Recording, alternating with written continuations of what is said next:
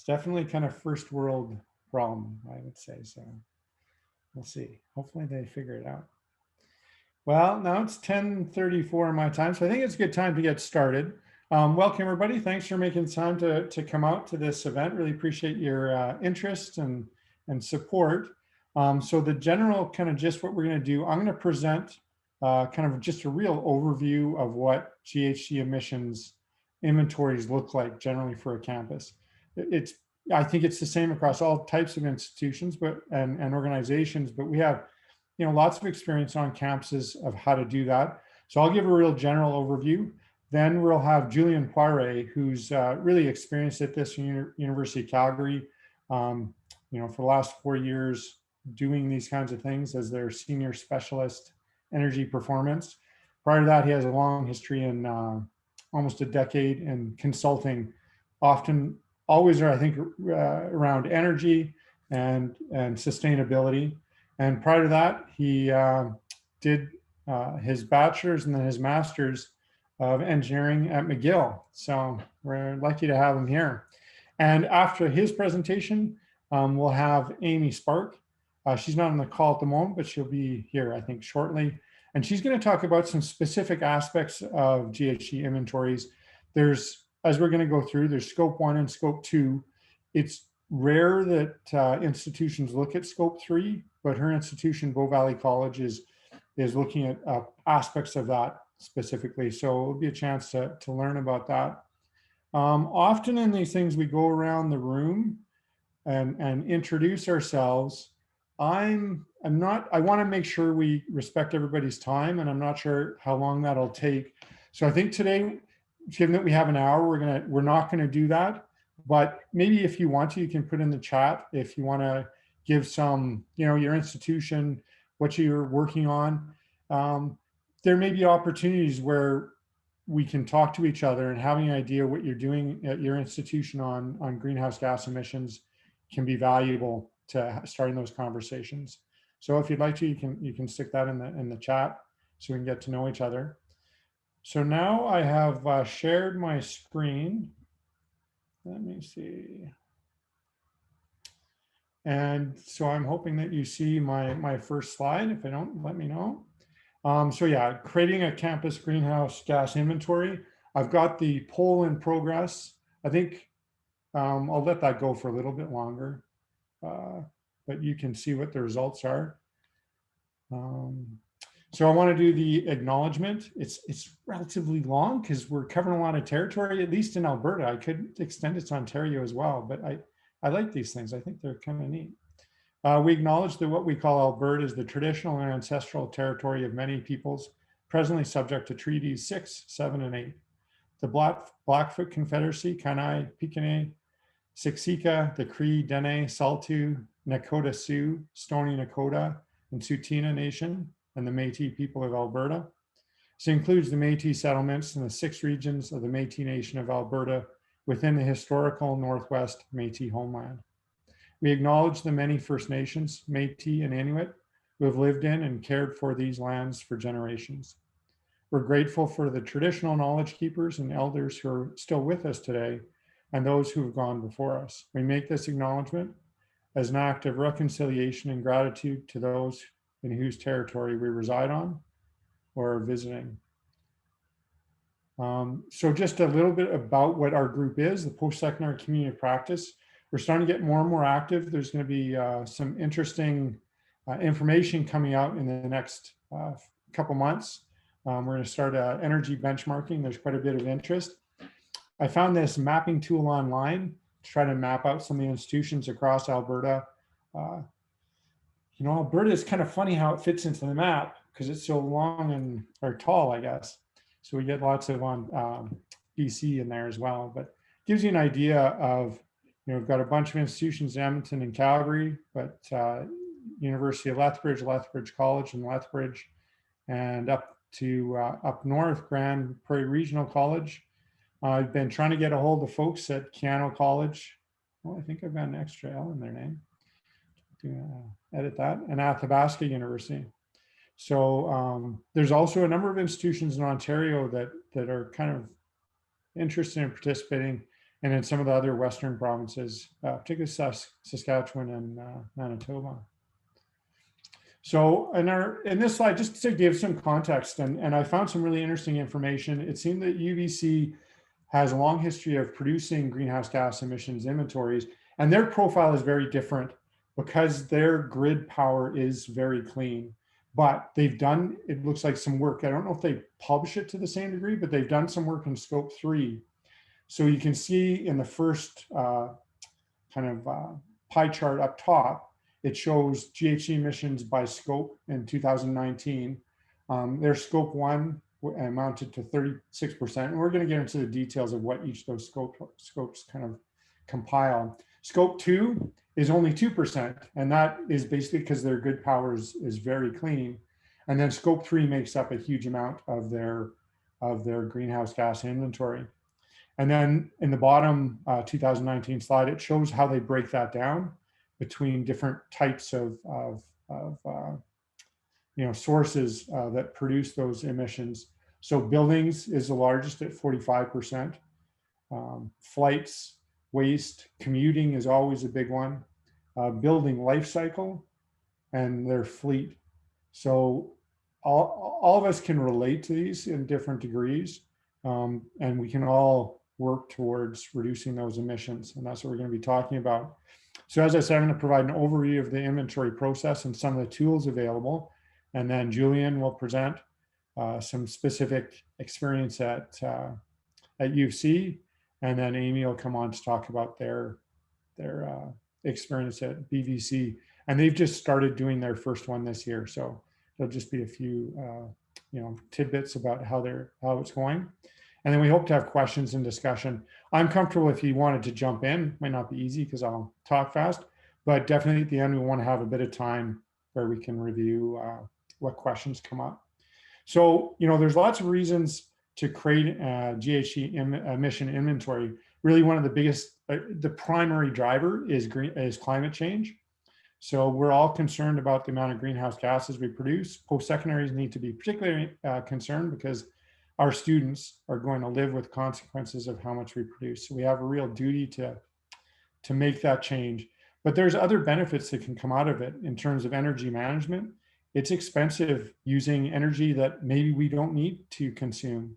So if we can reduce our energy consumption, which often happens at the same time to reduce your greenhouse gas inventories, you can reduce costs.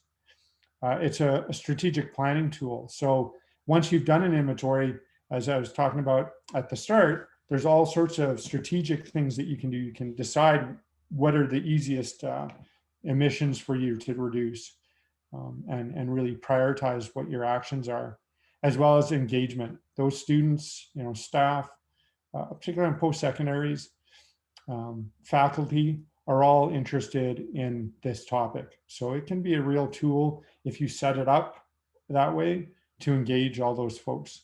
And to do that, you need to be transparent. You need to be trustworthy. You need to manage your stakeholder expectations, what you can and can't do, and what they can be involved in. And you have that fiduciary duty. So kind of the process that you follow when you're doing a greenhouse gas emissions process is to start with just documenting where you're at. And that's the inventory. But it's just a step one. It's the starting point. And I think it's important to keep that in mind. It can be a big step because it gets your momentum going, gets you thinking about these things.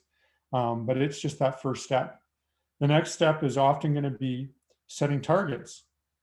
You look at where you're at, you look at where other institutions that you find yourself comparable with are at, and what they're expecting, how much they're expecting to reduce their emissions. And often that'll be the case. You'll say, we're going to get to 30% below whatever the starting point is. Maybe that first time that you do an inventory, or by a certain date, by 2030.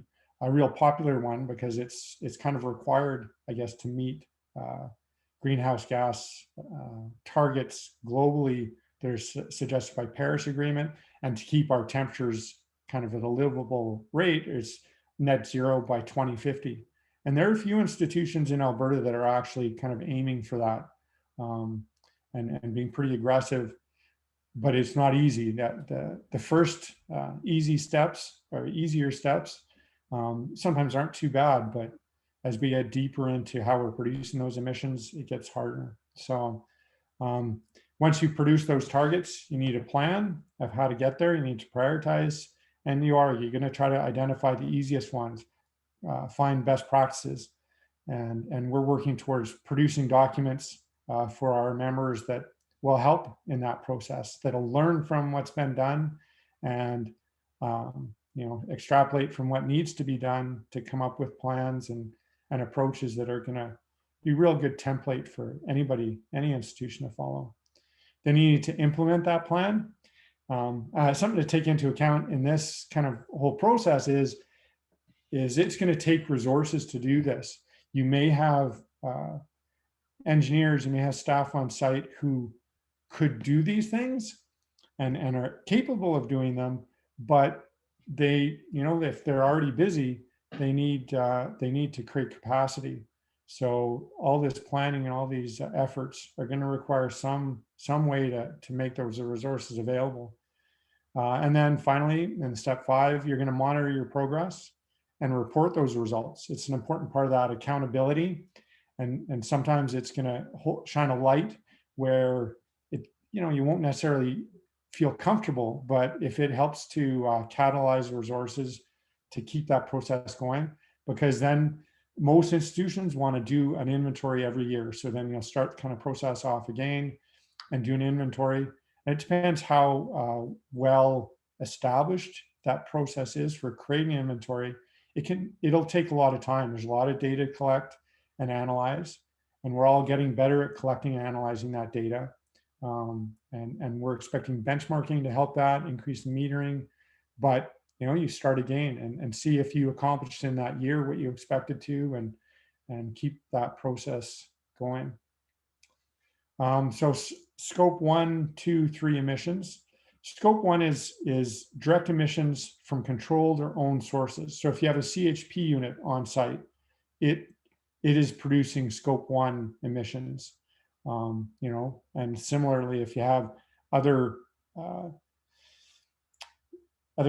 vehicles or what have you that are producing a diesel genset unit that you use for backup, those will produce scope 1. Scope 2 is indirect, and basically it's when you're buying energy, you're buying electricity off the grid, and that affects all of our institutions as well. And our grid in Alberta it's still relatively high amount of fossil fuels. It's coming off coal, which is great, still producing a lot of natural gas. So we need to always keep that in mind and understand the impacts of that and how we can manage that. And then scope 3 is a scope that's not as commonly addressed directly. There's enough work to do on scope 1 and scope 2, but it's downstream emissions. So I've got some, here I've got a little more details about that. So scope 1 and 2 is around building, heating, cooling, and lighting, and your fleet. Scope 3 is going to be folks commuting. We could see that from the UBC campus. A lot of their scope 3 is coming from commuters. So, if you're driving in a single occupancy vehicle, you're going to produce emissions, and it's going to be necessary to do some estimations around that, around how people are commuting. You can see maybe how many cars are in your parking lots and whatnot. Business travel. So if staff and faculty are traveling on business, and they're flying or driving, what have you, there's a need to calculate what those emissions that they're creating are.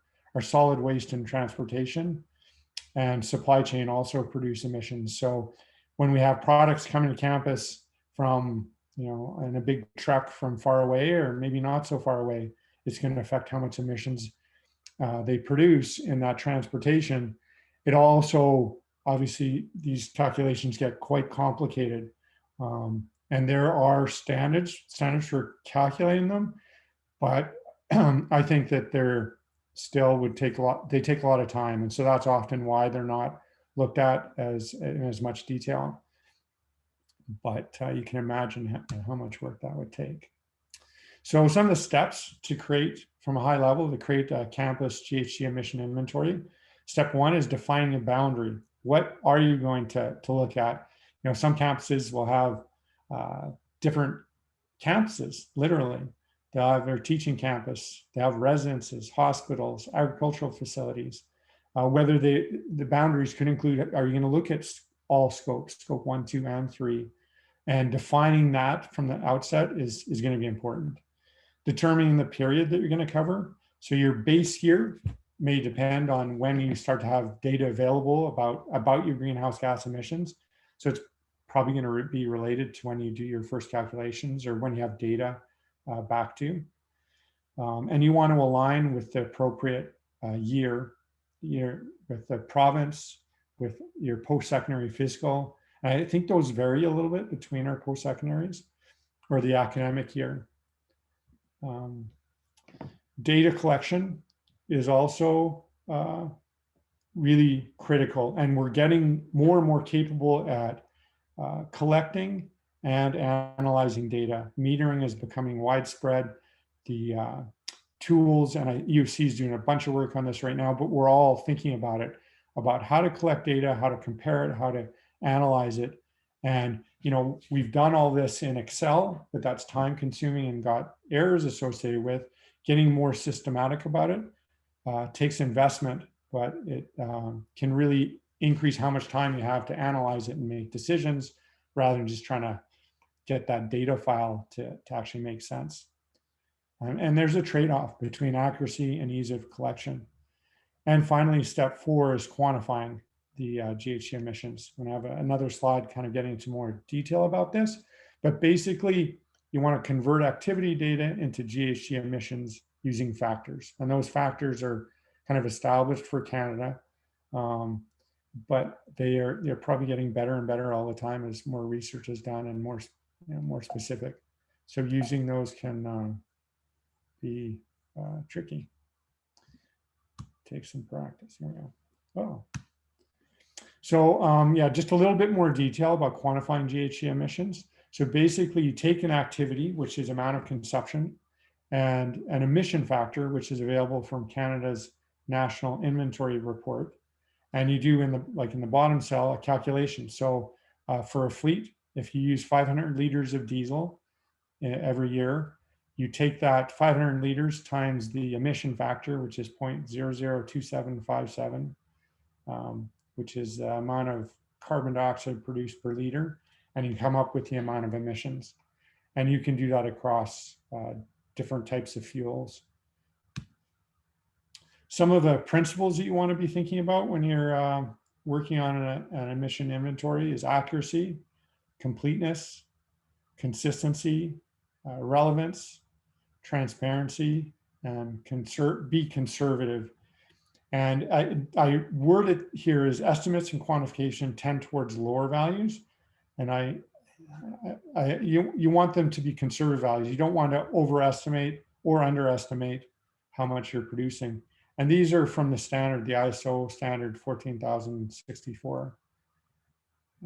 Some of the campus inventory tools that are available that you can be aware of, and they're quite popular for either for recording your data and then being able to compare it to other institutions. That's what the SciMap tool is, online calculators and tools that help automate, provide you some of those factors and information and just a place to compare your performance to.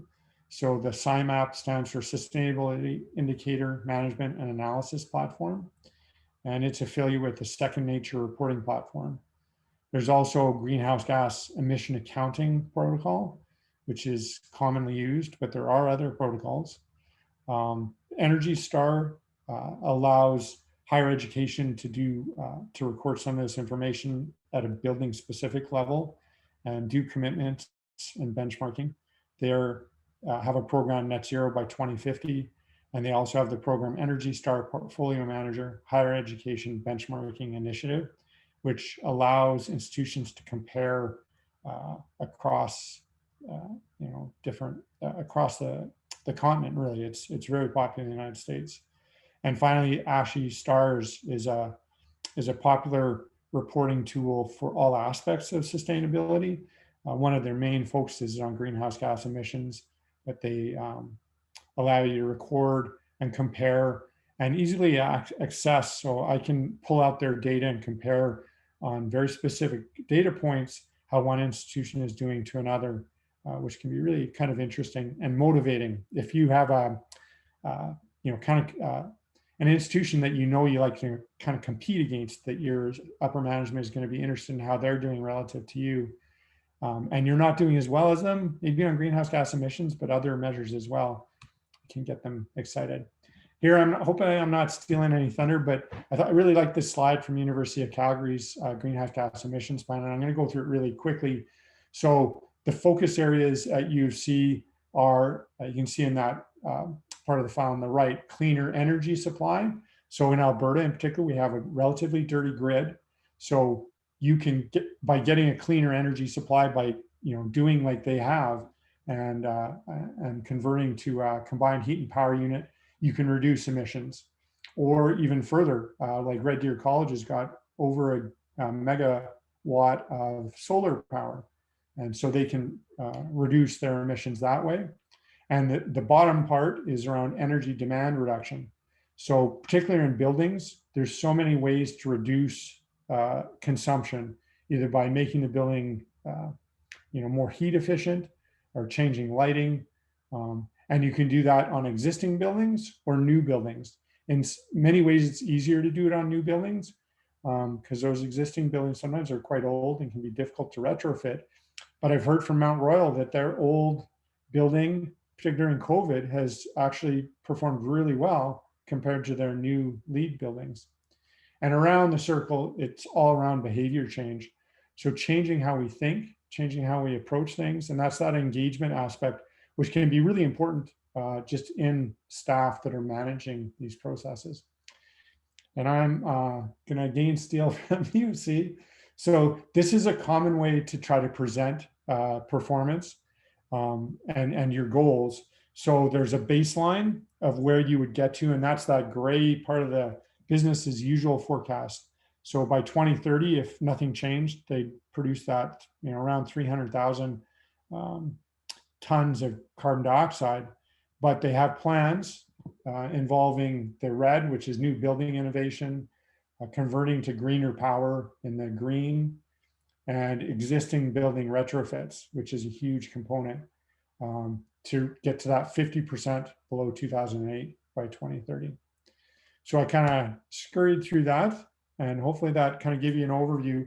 I'll send these slides out, but if folks have questions or anything, I think we'll save those to the end, so that now I can give Julian the chance to take over the presentation. I guess I'll stop sharing and let Julian go. So at this point, maybe I can quickly take a look at the GHG emissions poll. So has your institution completed GHG emission inventory? And we're evenly split. It's kind of interesting. Excellent. So there's lots to learn from the folks who have done it, and the new folks coming along can maybe speed up their processes by learning. And thanks for that. Does your institution plan to complete an emission inventory this year? So most do. There's a couple that don't. You're gonna have to guilt them a little bit, but I totally understand. There's processes that it can take some time to put in place. During COVID times might have been difficult, but that's great to learn. Obviously, there's a couple that haven't, that are looking at or doing them right now. So that's great news. And does your institution have a strategy? So again, it's split. If you've done the inventory, likely you have a strategy. And I can imagine if you're getting inventory done, you've got some work to do to start to put together that strategy, and that could come in the subsequent years. So no, that's great. And it's great to see us making progress on that.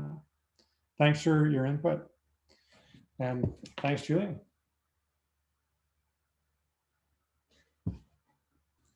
Thanks, Donald. It's probably going to sound more like elaborating on what Donald taught beforehand.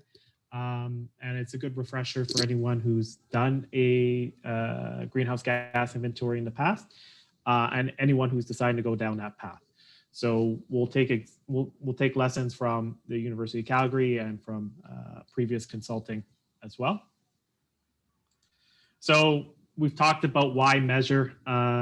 You can't manage what you don't measure. So when we're looking at the goals, a lot of the institutions are going to set climate action goals, and many of them are going to be try to align with like the sustainable development goals, which right now we're looking at probably a 45 to 50% cut by 2030, and then net zero by 2050. So first question is, what are your climate goals for your institution? And there are institutions that are probably putting out these, setting up these arbitrary targets when it comes to following those sustainable development goals. And then they're going to generate their GHG inventory, and then they're going to try to figure it out. That's fine. You know, there needs to be a need to do this inventory. Because it is very much a once-a-year exercise.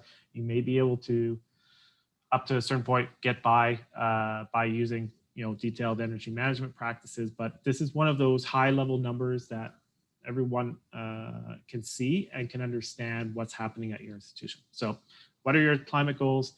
And also, are your individual actions adding up? So this snapshot, this GHG inventory allows you to really look at everything happening inside the building adding up at the meter?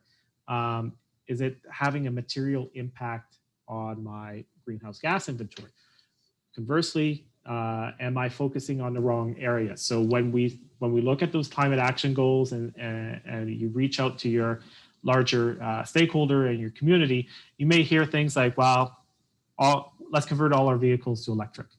And when you do your inventory, you may find out that 1% of your emissions is related to the cars that you own and manage. So that may be a great marketing goal, but for your climate goal, it's not going to get you across the finish line. So before we get into this, some of you will have to report to both. So one is the regulated side, which is the, right now it's called the Technology, Innovation, and Emissions Regulation. So if you have a large emitting site on your campus, you will be reporting to that. And that allows you to be covered by the large emitter carbon levies and to face that. Most of everyone around here is probably focusing on the voluntary one, which is an accounting exercise. And so I just want to go over to regulated. It's a mandated one. You can opt in. You're going to do your annual report based on a defined timeline. You have to meet certain reduction targets or buy in. And your process of reporting is going to be very well defined. You're going to bring in a third-party consultant. They will define your methodology, your boundary, and it's going to be very specific.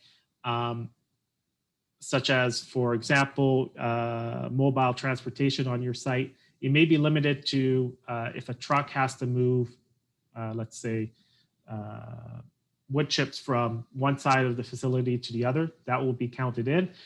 But if the truck has to go across the street, that would be excluded. So it's going to be very specific about what you can report. You're going to have to get that verified. You're going to have to either obtain offsets or performance credits. So all of those steps need to be followed. There's a reporting cycle, and it's very, very detailed. The risk there is primarily regulatory and financial. So a poor regulated GHG submission will cause you headaches in terms of trying just to get that right with the regulators. The voluntary side, this is very much, it's a reputational document.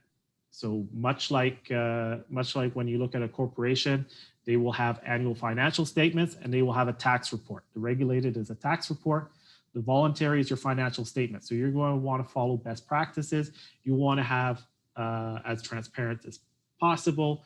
You want to be as transparent in your methodology, what's in, what's out. And you'll want to, verification is going to be optional in this case. So really, the more transparent you are in here, the better set up you are, the better this document is going to be received. So those are just a couple of things. And that's why these two inventories often have some overlap. but you can't substitute one or the other for the other. They're going to be two separate processes typically. So establishing your inventory, we've gone over some of the key phases. Define the boundary, understand your source of emissions. I'll get into this. Establish a base year. So if you look at the ISO standard, your corporate inventory uses a base year to compare it to. Your if you're creating an offset, it uses a baseline. Only the verifiers and the greenhouse gas accountants are going to tell you the difference, but you'll hear baseline often. And then be verifiable and transparent. So part of it is you're likely not to have your GHG inventory verified, but if you use as much transparency in it, you'll be ready in case that ever happens in the future. So looking at your organizational boundary, when it comes to post-secondary institutions, and a lot of it, what I'm talking about here comes primarily from the greenhouse gas corporate accounting standard. You'll want to establish your boundary based on financial or operational control. For almost all financial post-secondary institutions, you will use operational. If you were a conglomerate of different institutions, or you were looking at with different financial control, financial may make sense, but for everything I'm going to discuss further, operational control is preferred. And what does that mean? Well, basically anything that gets lights on funding in your university or institution, that's going to fall into your control. You'll want to include any facilities that you have long-term leases on. So if it shows up, the question is, does it show up in your financial statements? So if you have a building that you've invested a 10 or 20-year lease rather than buying the building, you'll want to bring that in. So you got to figure out a way to get that information.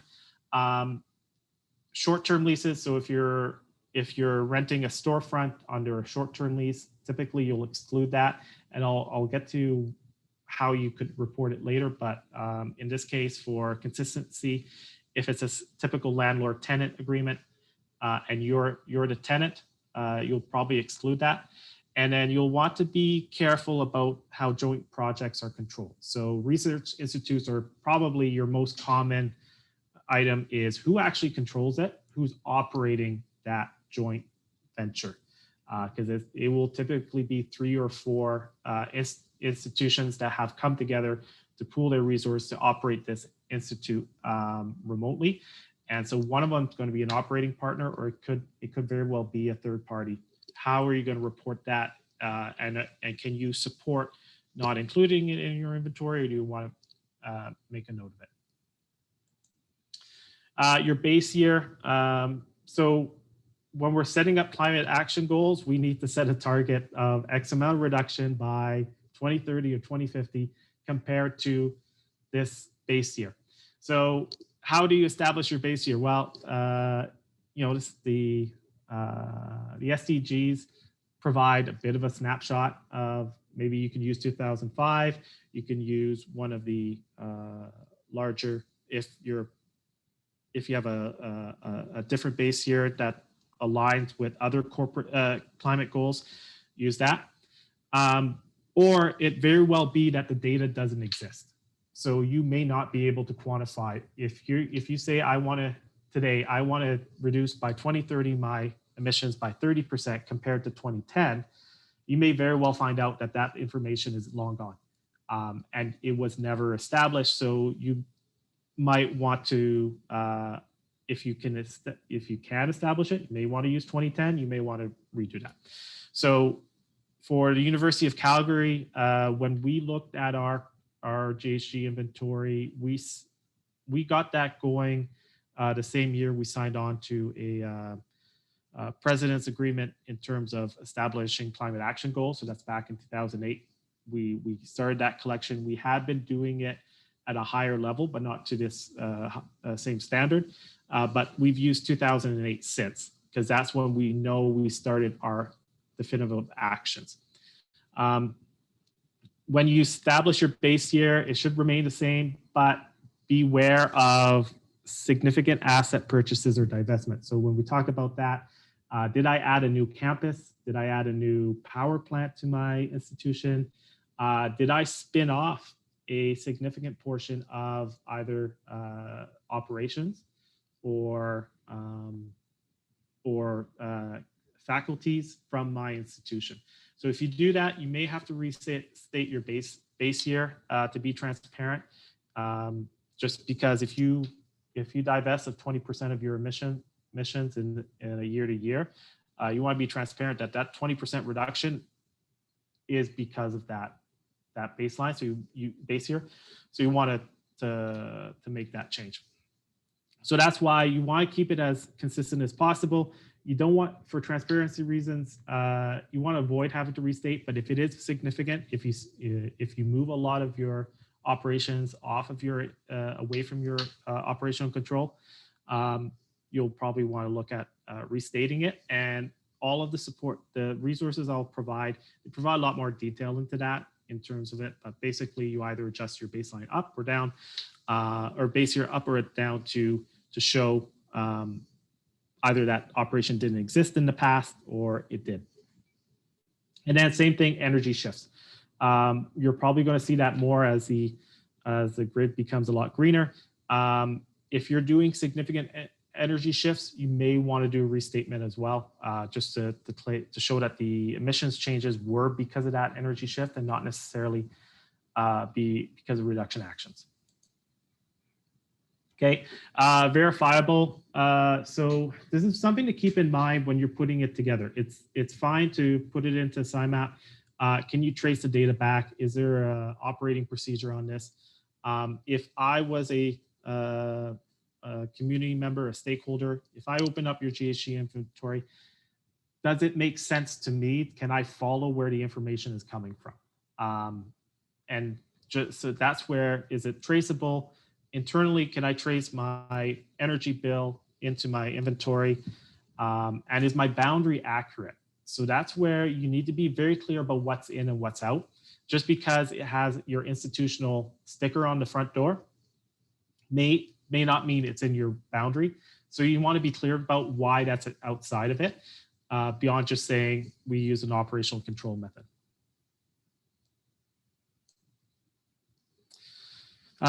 And this gets into transparency.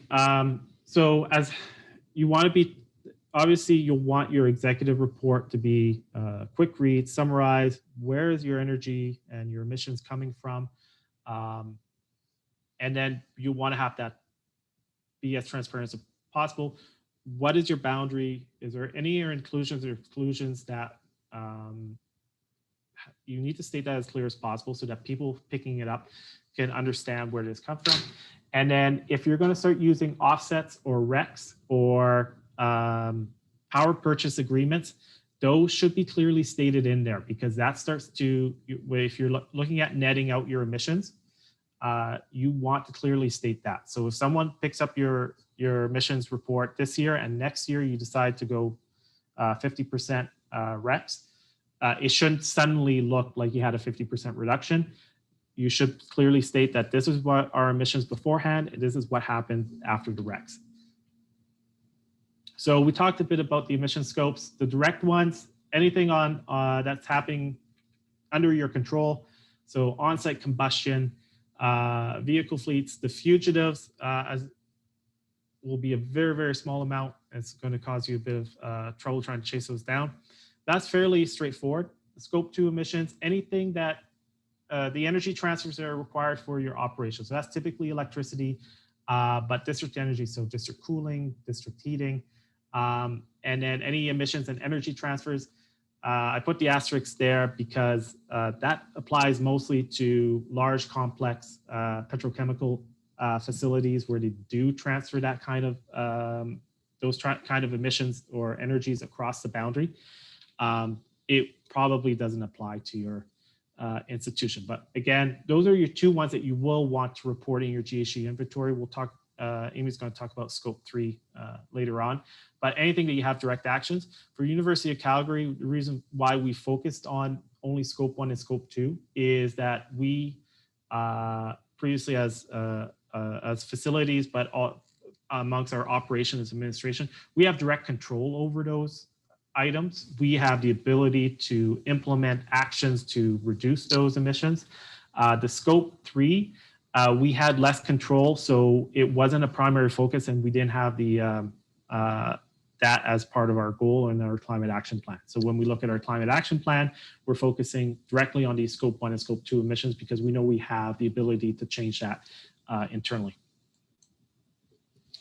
So when we talk about, scope 2, if you've been doing your greenhouse gas inventory for a while, you've been taking your electricity emissions, electricity amount, you've been multiplying by the grid factor, and voila, you've got your scope 2 emissions. And for 80% of the organizations out there, that's probably all you need to do. Now that the Alberta grid has a bit more going on it, there's the ability to state it 2 ways. So the first way is that geographic way. So we look at the Alberta grid, and it's about 630 kilograms per megawatt hour emissions. So that's your geographic intensity. So you're going to continue to state it that way. The next way is through the actual electricity that you've purchased. So either through power purchase agreements or RECs, you can change the emission factor of that electricity. So the power purchase agreements, it's very difficult in Alberta to actually achieve. Most of them are going to be achieved through the renewable energy credits, the RECs, and that allows you to claim the green credits from those megawatt hours that you're purchasing. But if you had a situation where you were connected to a much more efficient cogeneration plant, you may want to look at purchasing any of the green credits or the lower emission factors from that facility if possible. It's very complex in here, but it allows you at least to state that we have this agreement with this third party to purchase their electricity, which is at a much lower rate than our geographic intensity, and that can be a way of getting those credits onto your GHG inventory. Again, you want to be clear about that, and that's why you also want to state your geographic intensity. So it's, and typically you can do it by, for us at the university, we use the Alberta grid intensity. There are methods to break that down a bit further, but for simplicity, we use the Alberta grid. Offsets. Offsets are a method on your GHG inventory, but just to be clear, it doesn't fall into this scope 2 statement. Your offsets is basically another line item at the bottom of your inventory that will net out. So don't throw in offsets into this electricity, into the scope 2 emissions. It's very much a separate line item that nets out your inventory. 80-20 rule, basically, when it comes to putting together your emissions inventory, 80% of it is probably one email. Give me your utility bills, or you have them right in front of you, you add them up, and you put it into your calculator. The last 20% of effort is going to require a bit more effort. So mobile transportation, how do you account for the fuel that you use on there? Is it per kilometer? Are you going to get mileage from all of your vehicles? Gensets, they run 12 hours a year minimum. So how are they fueled? How are you going to keep track of that? You're going to find out, if you're starting from scratch, you're going to find out you have a lot of field sites. And then you're going to find out this year over year that you have even more field sites. How they fit into your organizational boundary is going to be key. How are you going to report them? They typically are such small emissions. You may decide to not report them, or to make a statement that they weren't quantified on here. Fugitive emissions, that's the same challenge that you have. The amounts that are emitted tend to be very small. It's typically from your refrigeration, unless you've got high voltage switchgear, which is very rare.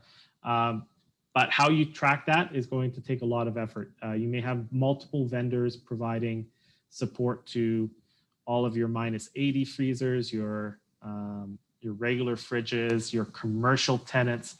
You need to figure out a way to track that.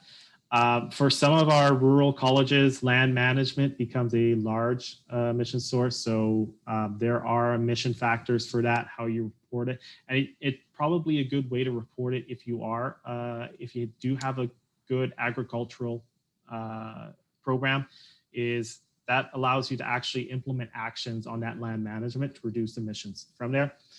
Joint operations, we talked about those joint institutes. How do you account for that? Just how do you get that information? Wastewater, some of you may have significant wastewater facilities on your campus. Those come with their own set of emission factors and quantification. That'll take a bit more work. And district energy. So depending on your relationship with your district energy provider, you may not be able to figure out what your emission factor is. So you're going to have to go back and use generic numbers there. They may overstate your emissions, but again, that's a conservative approach unless you can get the actual values. A lot of the difficult to track information is actually going to be it's going to require looking at your procurement strategies. So fugitive emissions is a good one. You may want to have any of your refrigeration suppliers provide you an annual statement of how much refrigerant was brought to your institution every year. Same thing with your district energy or your long-term leases. You'll want to make sure that your landlords are providing that information. Rather than having to state it as emissions per square foot or a generic emission factor. So if you can get that information up front and have it clear in your procurement, then that could eliminate some of your headaches. Also, as you do this, you can flag that we've got emissions that account for if you have significant campus properties or managed under a third party or under long-term leases. This is where you'll want to see a way to get that information. And you'll identify that the real roadblock is our agreements don't allow for it. So that's something to raise and see if it's worth solving. The low quality information. So I've touched a bit of it. Vehicles, generators, remote sites, the information you may use to it may be once a year information. So like the vehicles, you may track their mileage once per year and use the delta every year to quantify it. Generators, same thing. They may get a top up in fuel every year and you may use that. Remote sites may get a bulk delivery of fuel once a year. You're going to have to set up your methodology to either prorate it year to year or just assume that delivery of fuel every year falls with it. And then your district energy, as I mentioned, more information you get from your provider, the better you can report that. So, but understand the impact of it. So I talked about vehicles early on, it's 1%. So do I need to track, if my vehicles account for 1% of my greenhouse gas emissions, do I need to get a pull on all of the P-card fuel purchases for my mobile fleet? Is that worth the time and effort? Probably not. So look at the overall impact. Do a back of the envelope calculation to start with the generic emission factors. What's worth my time, and what will be a hit to my reputation if I use a lower quality method to quantify it. So Donald put up some of that information. Obviously, there's the ISO standard. If you read the ISO standard, you'll have no idea how to do a greenhouse gas inventory except for the general principles. So everything below this should follow that standard, and whatever methodology you use, it should follow that standard.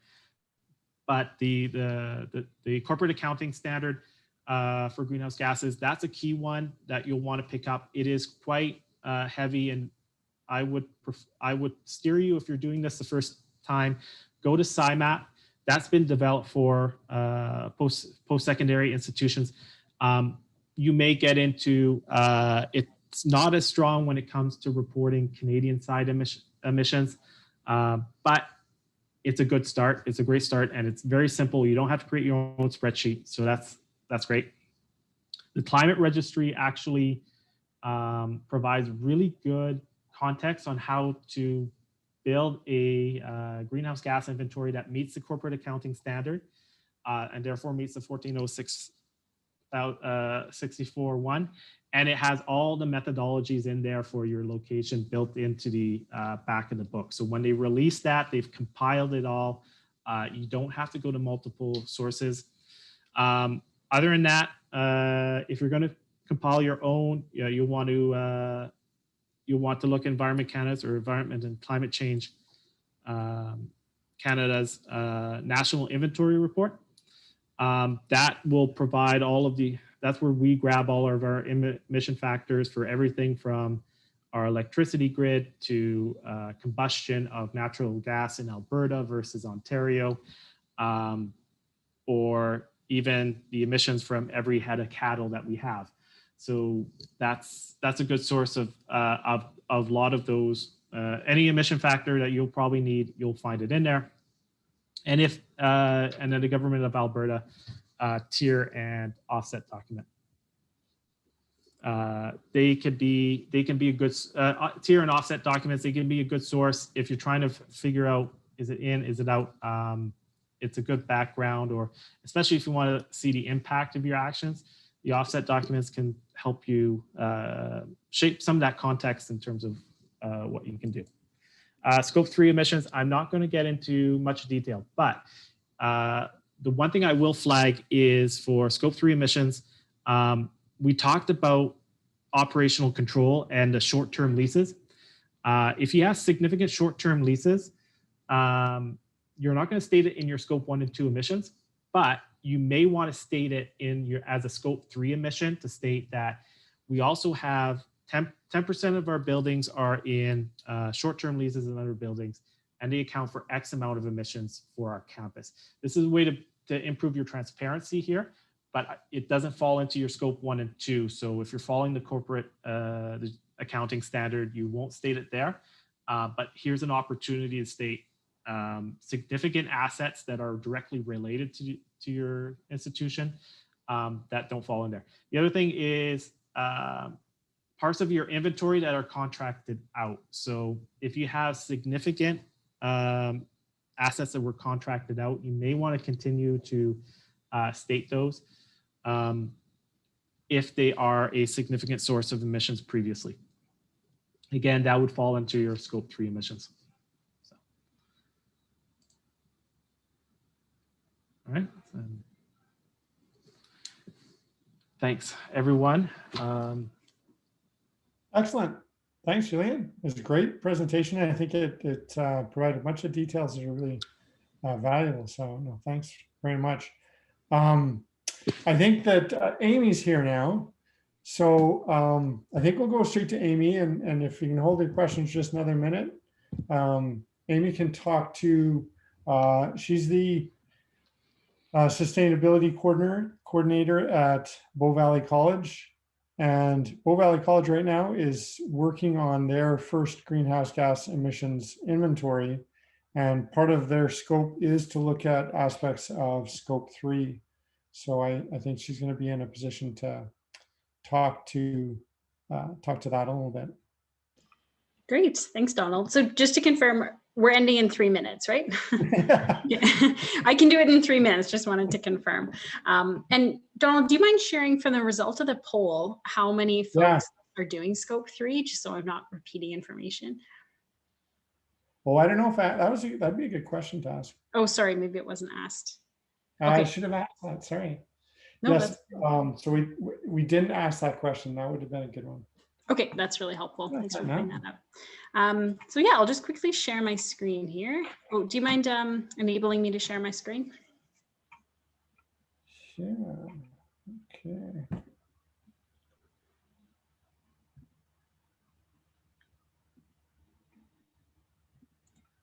Oh, there we go.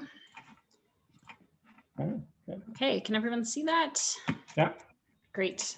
So I've just got 3 slides. It's not going to be a lot. So as Donald mentioned, this is our first greenhouse gas emissions inventory, and we're still in the process of working on it. So it's a big learning opportunity for us.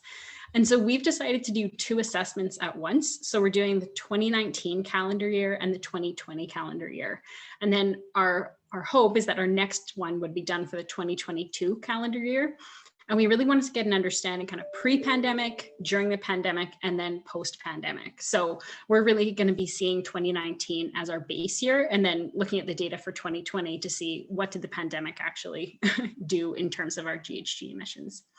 And we're working with a company called Ecometrica, which is based out of Montreal. I have to admit, I tried using SciMap earlier this year, and I felt quite overwhelmed. I'm new to this, and it wasn't intuitive for me. And then I also wanted to make sure that our data could be verified. So finding a company that could kind of do all that verification for us was really helpful.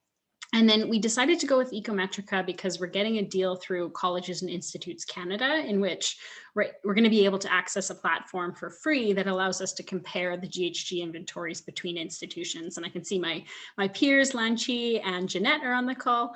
I'll just move that down. And so they're also from colleges that are using this platform as well, I believe. And just a last thing, our operational boundary, we're including the 3 buildings that we have in downtown Calgary, but we're not including the regional campuses just because we have short-term leases. But now that I've learned you can put that into your scope 3, maybe that's our next step. So Julian went through the differences between scope 1, 2, and 3. So I'll just focus on scope 3. My colleague Sandra has been working really hard supporting me with scope 1 and 2. And so we didn't include the full scope 3. So we didn't include food or purchasing or procurement, just because we don't have the capacity to do that right now. But we wanted to do at least partial scope 3. So we're doing waste, business travel, staff and student, commuting, and then water and transmission and distribution losses. So kind of accounting for the GHG losses, just getting our electricity to the college.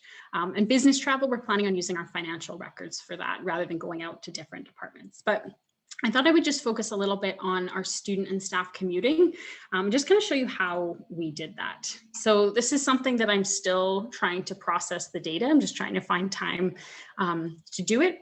But essentially, we sent out a single survey to all staff and students a couple of months ago that included both 2019 and 2020. So the idea was if we just do one survey, but use that data for both assessments.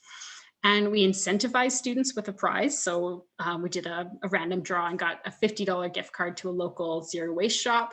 And they also got recognition on their co-curricular record. And that seemed to drive students to actually take the survey. So I would encourage some sort of recognition there or incentivization. And then we did the survey in April. So this is just something to be mindful. If you have a 2-year college, you really have to get those students quick because in a 4-year institution, you're able to go back and ask people about their commuting behavior. But we sort of realized that in order to catch the students that were students in September 2019, we need to catch them now or else they're going to be graduating. And then for the survey, we used Microsoft Teams because that's the platform our college uses. So it was free. You're able to get up to 10,000 responses, which we didn't even get close to, but it's nice to know. So something to check is just to make sure you're not paying for responses if you use something like SurveyMonkey.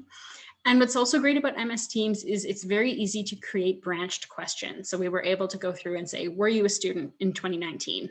No, then they don't have to wade through all of these questions that aren't relevant for them.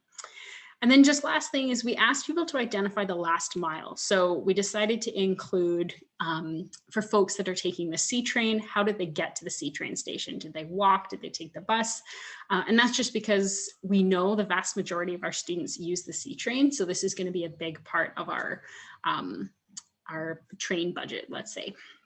So I just thought I would also briefly share what the survey actually looked like, just to give you a sense. So we asked folks to tell us if they were a current student or an alum, because if they graduated recently, but they were still a student in 2019, we still want that data. And then we asked them, what was your commuting behavior pre-pandemic? And then later we asked them, what is your commuting behavior in 2020 during the pandemic? And the last thing I wanted to identify is just rather than asking folks to tell us how long their commute was in kilometers, we decided to ask folks, what station do you get on at? And then we can calculate that distance, just because I thought it would be easier for our students, because they'll be able to identify which station they get on, but they might not take the time to actually look up their kilometer route. So I think I'll leave it there. I know that was really quick, but hopefully it's helpful. It kind of shows you where we're at in the process, because it's definitely still in process at this point. Excellent. Thanks, Amy. Thanks, everybody. As Amy said, we're on time, maybe a little bit late, a few minutes late, so I understand if folks have to leave. I think we can stay on right now for a few questions if people want to, but yeah, absolutely feel free to leave. Let me know if you did have questions. Just send those in and we can follow up on those as well. Thanks very much, Amy. That was excellent kind of overview. Appreciate you doing it quickly. But that was really interesting. And I do have some questions around that. I'm going to put up a poll to kind of finish off. If folks have a chance to complete it. I'll take that one down. So yeah, did anybody have any questions that they'd like to ask around the content that we covered today? I know that I did have some questions. I was curious whether, Amy, how did you distribute the survey that you did around the commuting? Yeah, so we have a student newsletter that gets sent to students every week. So we included it in that for a few weeks. We also have College Connect, which is an intranet for staff. So we posted it there. I also begged our executive team to share it with their teams and to promote it. And I reached out to our alumni specialist who promoted it in the alumni newsletter as well. And so I sort of specified, if you're a recent alum, please take this survey. Yeah, because that's always key, is trying to find the folks who who are actually, you need to get to answer it, for sure. Any other questions from the group at all, or? I think that folks are kind of signing off a bit. Obviously, the time's taken up. Yeah, the SciMap tool is comprehensive, but it's not necessarily really easy to use. But probably over time, as you get more, as folks get more familiar, it becomes more possible. It also is time consuming. So having the ability to just have time to do it is difficult. And that kind of came to a question for you, Julian. In terms of the amount of time to create the U of C's inventory every year, what kind of work effort does it take? Is it months kind of after the year end that it takes to put it together? Is there, I mean, there's multiple data sources. There must be kind of multiple people with kind of being active involved in it. What does that look like? It gets, so we have a fair bit of data regulatory processes internally that need to get followed. So that creates a bit of a lag. We often, and as part of our inventory, we'll state it against our student population, which we only get sometime in July. So basically at year end, at the end of March and April, we'll send out requests in terms of our energy consumption. And we've got a pretty good energy on the energy management side. That's all there. And then I have to go and find out how many heads of cattle we have at the ranch. How many vehicles did we buy or dispose of? So once you have that process set up, so that's the thing. The first time you do it, if you're going to put together the methodology, you have to dedicate that time, and it's going to be a bit of iterative, because you're going to find out that information that you thought existed doesn't. Nobody tracks the runtime of your gen sets. Okay, well, how much diesel do we just put into it? How can I get that? So that's going to be your biggest flag. Once it's set up, and I know everyone's keen on automating this process, the greenhouse gas emissions, I will say from experience, is typically low on the profile, even corporately, to automate. This is one of those exercises that is typically done in an Excel spreadsheet. Here you go. And it gets a bit easier to modify. we have an existing tool that we tried to pull in all our information onto, and someone has to maintain it over a while. People come, people go. Typically, it's at a certain point, you will get your intern or your most junior colleague to fill it out. So maintaining that spreadsheet is going to become more and more difficult over the years. So you need to just keep that in mind. Try to keep it as simple as possible. It doesn't have to be overly complicated. It's an input times an emission factor. And then you get all your gases and you add it up and you put it out. So. Yes, oh, that makes a lot of sense. I think that being a tier reporting institution in some ways, I mean, it makes it absolutely necessary. There's no getting around whether you do it or not. So many institutions, it's basically very, very voluntary. So yeah, Earl's not on the line here, but the tier is funny, right? Because they define it like we have our central plant, and part of the central plant is outside the boundary. So there's like, it's very well defined. This is a large emission boundary, but those chillers aren't. Those chillers are part of your external load. We don't want it. So that's where you can't just flip it over and say, that's what I needed to do. So, but they have gone through it. They have their external consultant if they need it. Those guys can come in and set up a system for you. So yeah, that's the, excellent. Yeah, it's the first time's very difficult. The next year, just double the amount of time you estimate it because you thought it was going to be easy, and so on and so forth. Exactly. Yeah, no question. Any other questions from the group? I'm trying to see if maybe I don't think in the chat section there was a chat question around tier. I think from our folks in Ontario, it's not something that they are familiar with and need to worry about. And I tried to answer it, so you can maybe take a look, see if that was appropriate. But yeah, no, again, thanks very much, Julian and Amy. That was really informative.